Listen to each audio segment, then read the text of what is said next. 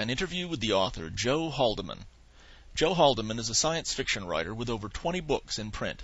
He holds a Bachelor of Science in Astronomy from the University of Maryland. His most famous novel is The Forever War, which won the Hugo Award, the Nebula Award, and the Ditmar Award.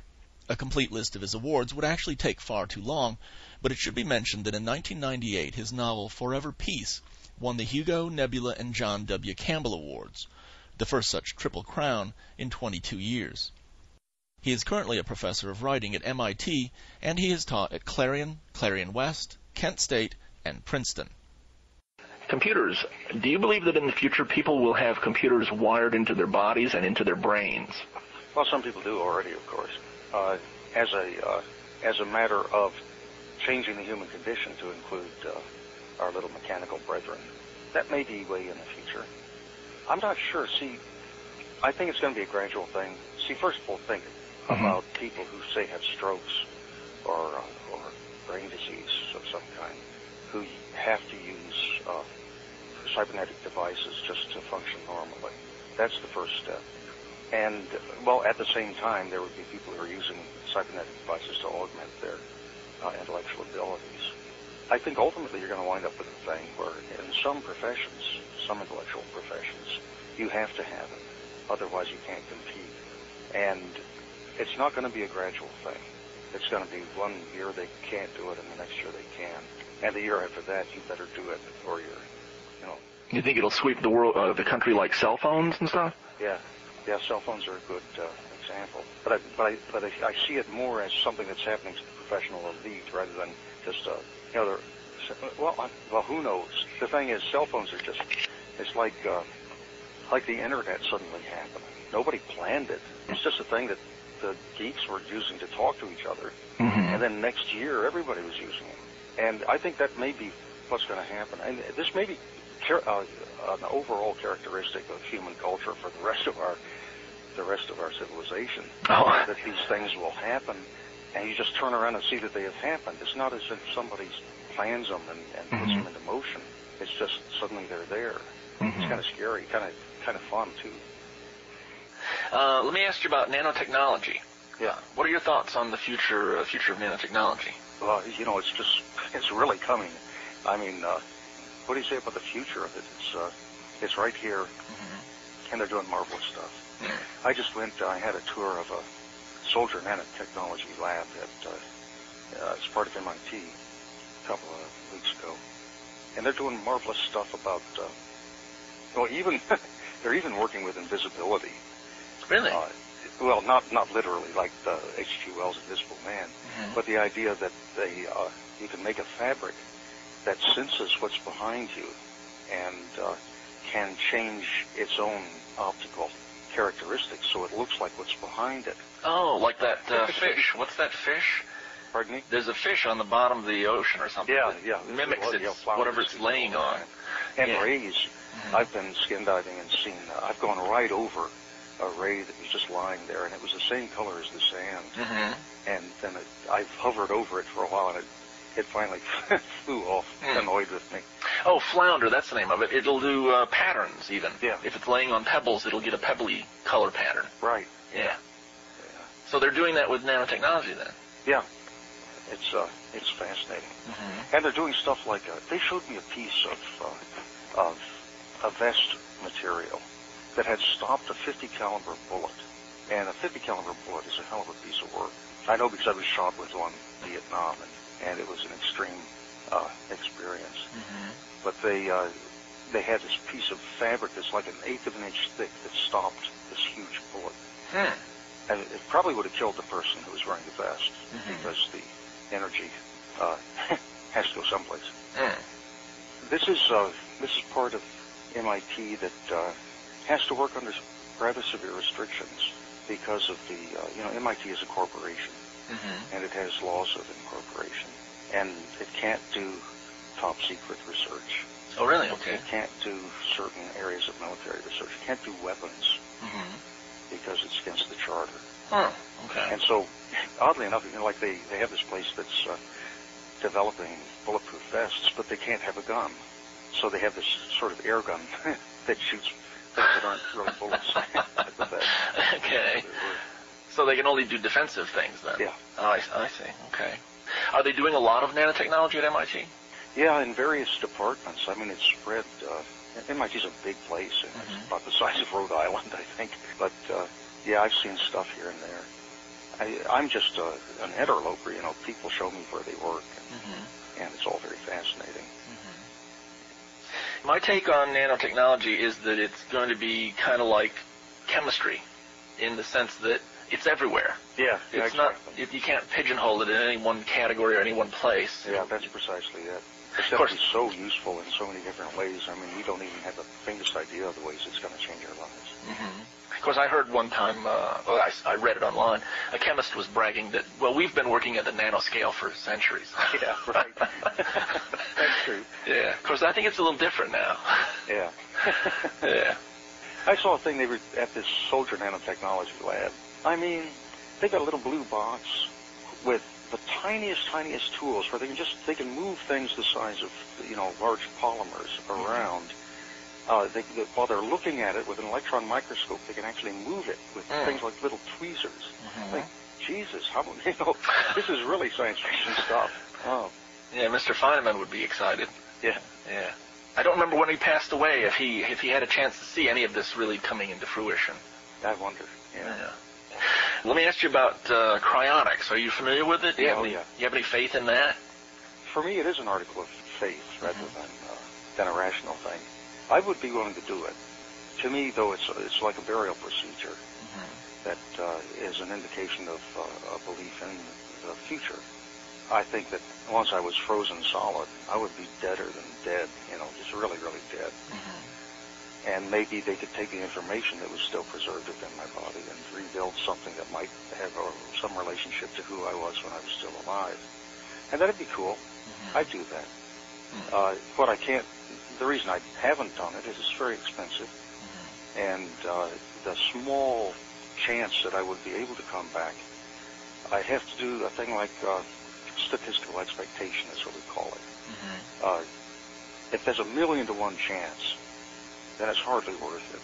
I would rather have my nieces and my young friends and so forth have my money after I die, rather than invest in this burial scheme. But if I had lots of money, I'd say, sure, hey, why not? I don't care how I get buried. I just soon be buried in liquid nitrogen as in the ground. Yeah, good point. Anything scares you for the future, or that really gives you hope for the future? Well, let's see, what scares me? There are things, conventional things, that would scare almost anybody. That is to say, suppose we made a basic, fundamental mistake in nanotechnology and wound up with a brown goo scenario, where one day everything was working fine and the next day everybody was dead. Now, that could happen. You know, you don't have to be a science fiction writer to come up with that one. That's scary. Also scary is the use of the idea of bacteriological, or generally biological weapons in a context where people can move freely all around the world and can spread an infection before the first symptoms develop. You can have billions of people dying, like over a weekend. That can happen. And if you're a real pessimist, you could say, well, sooner or later it's going to happen. And so it, makes sense to have a little log cabin up in the mountains somewhere. You haven't built yours, though, have you? No. They don't pay science fiction writers that much. Okay. During the next, say, 20 years, what do you think will be the greatest problem or danger of America or the world in general? Well, within 20 years, I give a small probability that we're going to have a sea change in what we describe as human nature. That is to say, within 20 years, it's possible that various techniques of nanotechnology and even cryonics and the way that we can change the human body, it may become a totally different thing to be a human being within 20 years, and we'll just have to rewrite everything. It may be that a person who has sufficient resources can live for hundreds or even thousands of years. So that completely changes the ballgame, because you start thinking not in terms of of individual lifetimes, but having a person whose life is going to be longer than the culture he inhabits. That could happen. If the human race survives, I think it will happen within a relatively short period of time, certainly less than 1,000 years. I've talked to other people who talked about medicine becoming so advanced in the relatively near future that human immortality is almost a certainty. The only question is when, whether it's 50 years from now or 150 years from now or whatever. Which makes a big difference for you and me, but philosophically it's not that big a deal. How much do you think that would change the world? Do you believe that it's inevitable, and maybe how soon, too? What I see is a sort of a lengthening of the lifespan at first, and then a kind of a sudden change where we actually redefine what death is and what the difference is between life and death. I'm not sure there are various angles you can go with that. You know, it's like uploading a map of your personality in an inorganic matrix. That is to say, you'd still be alive, you'd be immortal, but you wouldn't have flesh and blood. I think that can happen pretty soon. And I'm not sure what it means, though. I mean, would I be in this matrix, this computer program or something, or am I in this, bag full of blood and guts? You don't know. I mean, you can't even. You can just make models. You can make intellectual models about it. Well, science fiction has already explored the possibilities a lot. I don't know if they've come up with any kind of set of highly probable answers. Yeah. But they're exploring it. John Varley, I think, is the best. He's got it all worked out.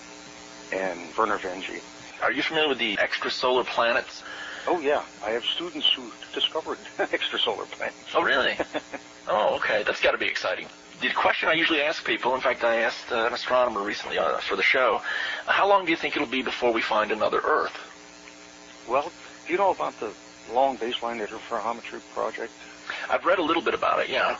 I think it's like 2 astronomical units from opposite sides of the sun at the Earth's orbit.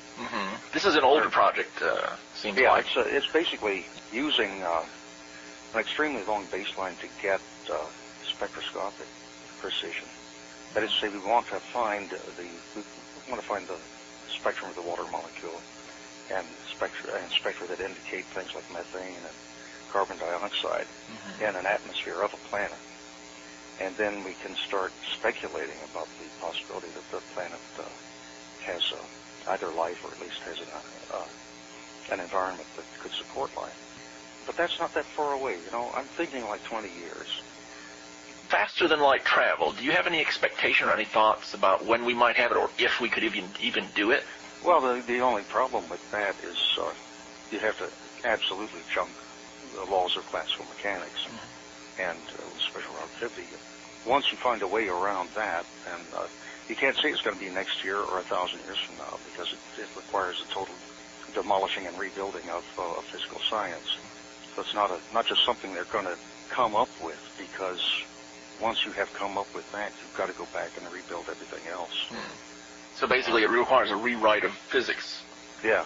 See, the thing is, special relativity is an elaboration on Newtonian mechanics. You can describe the world perfectly well with Newtonian mechanics, unless you start to go really fast, or have something really, really heavy around. And then you have to go into special and general relativity.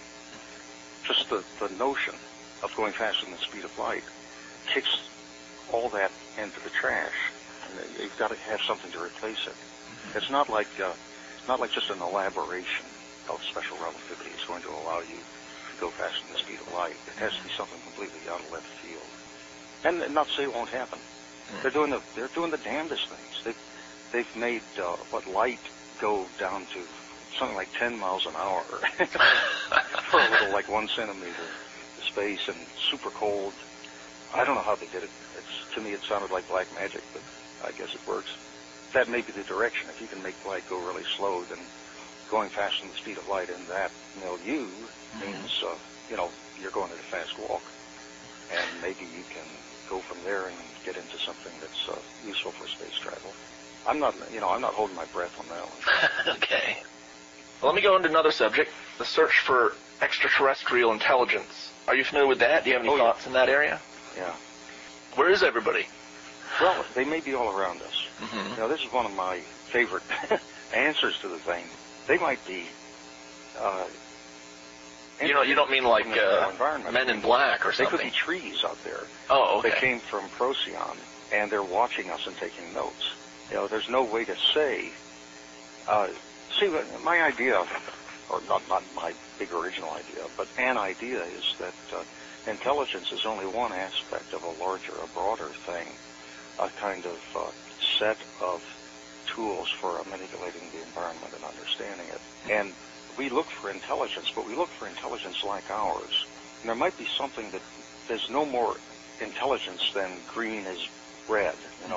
They're both colors, but like they could be right here, operating at an extremely slow pace. I think it'd be rocks, and they're slowly thinking, but thinking with great power. And they don't have to interact with us because we're not important to them. Have you read The Dragon's Egg? No, I haven't. Oh, you need to read that. Yeah, that sounds like a good. That's Robert Forward. Yeah, you're talking about the exact same thing he was dealing with in that story. The aliens operated like 1,000,000 times faster than we do. Yeah. Okay. And so they went through an entire civilization. They rose from Stone Age, you might say, in the few days that we were there visiting their world. It was very bizarre stuff. Of course, they've been doing that in science fiction for a long time. I first encountered it in a book called Pictorial Astronomy, which was a wonderful astronomy textbook in the mid-1950s. And they just had this little chapter about, what if there were creatures who thought and moved and worked 1,000 times faster than we did? And they would be mayflies to us. They'd just be live and die and be gone. And we would be these huge, ponderous creatures who moved to the speed of mountains. And yet, we both are alive. The best-selling author Joe Haldeman has just won another Nebula Award, so I asked him to describe the ceremony, what emotions it produced in him, and a bit about the book he won with, which is called Camouflage. About the ceremony, I'm curious, where was it held, and also what was the place like? Well, it was in Tempe, Arizona. I don't know whether it's coincidence or not, but that's where World Fantasy was last year, and at the same hotel. I love Arizona. Because of the vagaries of airfares, in order to save money, we had to go a day early and leave a day late. I mean, even with the hotel, we saved money. And so we went to the Phoenix Zoo, and we went to the Phoenix Desert Botanical Garden. And those are both wonderful places. I don't normally think like a tourist when I'm going to these professional meetings, but Kay and I both had a fine time being tourists, thanks to the weird airplane structure, fare structure. The place is comfortable. It's a college town. Tempe is a suburb of Phoenix, actually, but it is a very much college town, full of bars and bookstores and stuff. What is it you like specifically about Arizona? Well, I love the skies at night. Dark sky is something we don't get very much of in Florida, and I'm an astronomer by education and by disposition. And I don't know, I like the people. It's hard to put your finger on what it is about it. I bicycled through the state a couple of years ago and met a lot of the kind of people you meet when you're bicycling are the kind of people who live on farm roads and ranch roads and so forth. And they're they seem to good sorts. Kind of easy and the country going. Itself, the desert is really, really beautiful. I mean, I live in a subtropical, semi-tropical environment down here in Florida, but the New Mexico and Arizona deserts are just so cool, just so alien and wonderful to me. Mm-hmm. Big day to nighttime temperature variation. Yeah, 50 degrees, 60 degrees. Yeah, yeah, that sounds kind of alien right there. Yeah. Yeah, it was downright cold in Tempe at night. As far as the ceremony goes, who all was there? I noticed in the pictures some pretty famous faces.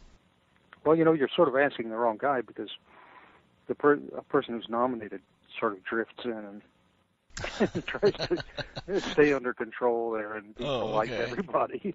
Mm-hmm. Did anything unusual happen before or after you were given the award? Anything out Well, of the Harlan ordinary? Ellison got the Grand Master Award, which was unusual.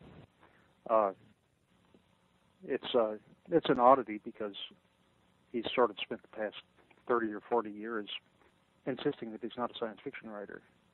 He's a fabulist or a fantasist or something like that, which I think is true. I think that in a way you would be doing Ellison a disservice by calling him a science fiction writer. He's more in a Borges kind of, or magic realist mode than a science fiction mode. But he has been a part of the science fiction community ever since the 50s. So I guess it's appropriate to give him the award just almost by default, if you could say it that way. Other fantasists have gotten the award, so why shouldn't Harlan? Yeah, I could see that if he was pushing the envelope in a certain, direction. Even so, there'd be a lot of overlap for his readers and other of what they're reading in other material. So they'd be reading Definitely. science fiction. Yeah, I doubt you'd find any serious science fiction reader who hasn't read a lot of Harlan Ellison's work. I noticed that Nancy Kress presented the award to you. Do you know her well? Well, I've known her for a long time. Yeah, it was good to get the award from Nancy. I think I've given her an award too.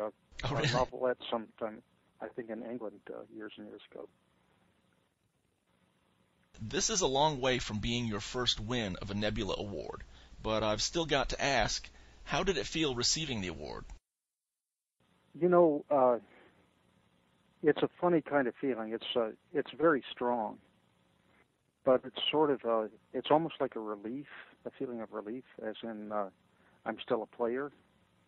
And I'm 62 years old, and that's not old for a novelist, but it's kind of old for a science fiction writer.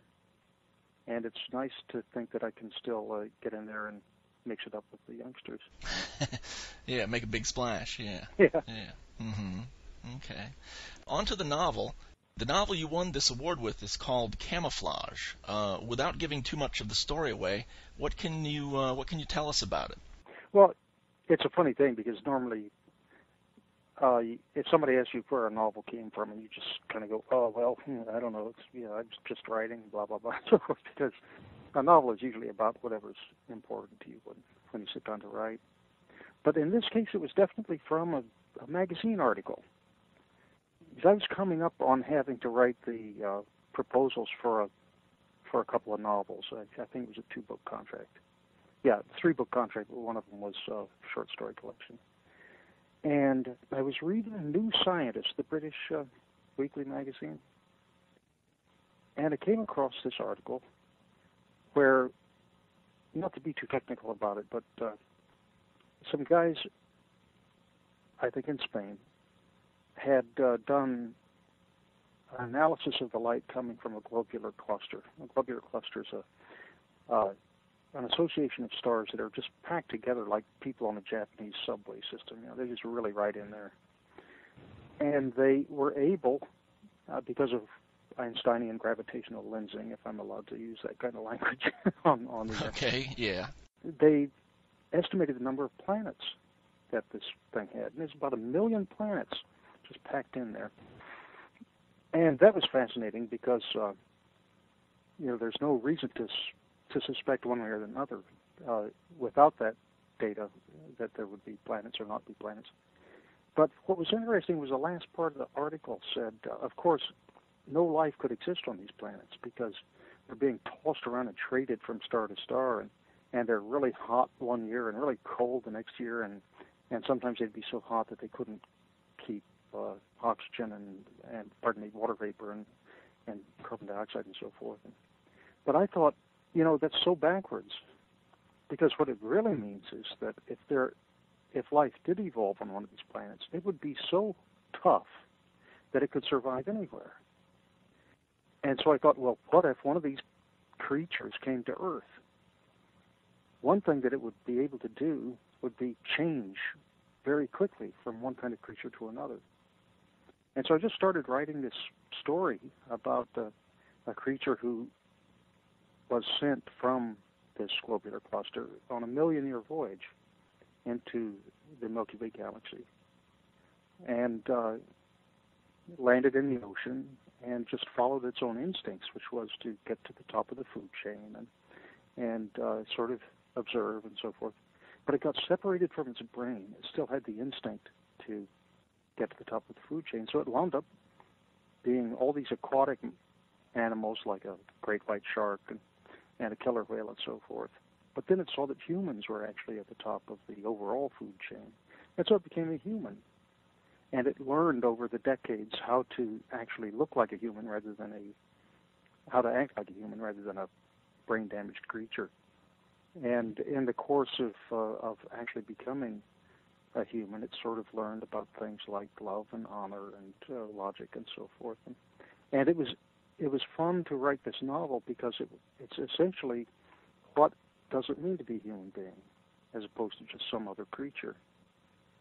And if you started out some other kind of creature, no matter how gifted, what would you learn from becoming a human being? Certainly sounds like a mind stretcher of a novel. Well, that's the easiest kind of write actually, because you're right on top of what you're writing.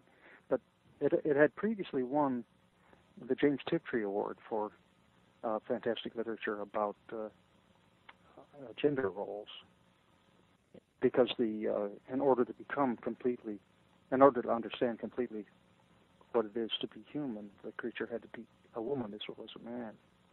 And it finally understood love as a woman. And so, I think one reason it won the Nebula, frankly, is because it won this rather more obscure Tiptree Award, because the people who vote for the Nebula are the members of the Science Fiction Writers of America. And a lot of them who hadn't read the book probably picked it up because it won the award. Oh, okay. Kind of put it on the map a little bit more. Right, exactly. On that very specific map of the 1,800 people who are members of the Science Fiction Writers of America. Mm-hmm. I see. I'm curious, what part of the novel was the most difficult or perhaps even painful to write? Well, I think you'd have to separate those. And to try to recall what your state of mind was. I think when a painful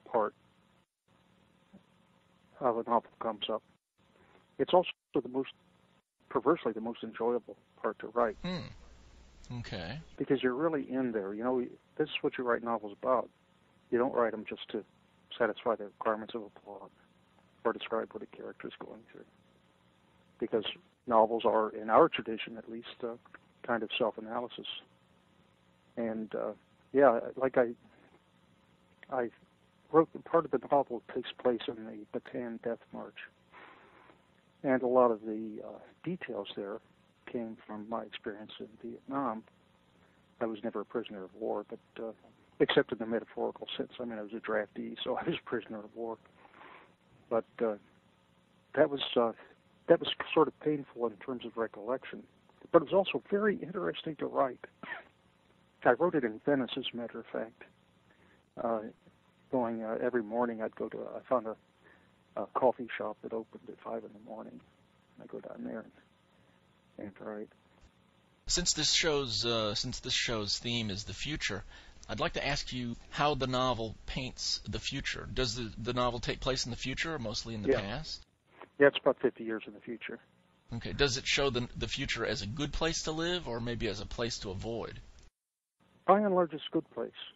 The novel is not a novel of political significance. It's not a novel about what the future is going to be like. I put it in the future because it hasn't happened yet, and so it has to be in the future. And also, I wanted to give it a sort of scientific credence, and the technology that they need to find out what they need to know about this creature does not yet exist, and so I had to make that up. I see. But as far as the social circumstances of the world of 2054, when this thing is going on, it's only, I have to admit, it's broad satire. I mean, the president's a stupid guy, and the military is trying to find its ass without a roadmap, blah, blah, blah, and so forth. There's nothing very innovative there. And in fact, much of the novel that is in the 21st century, the mid-21st century, takes place in Samoa, where things have not changed that much.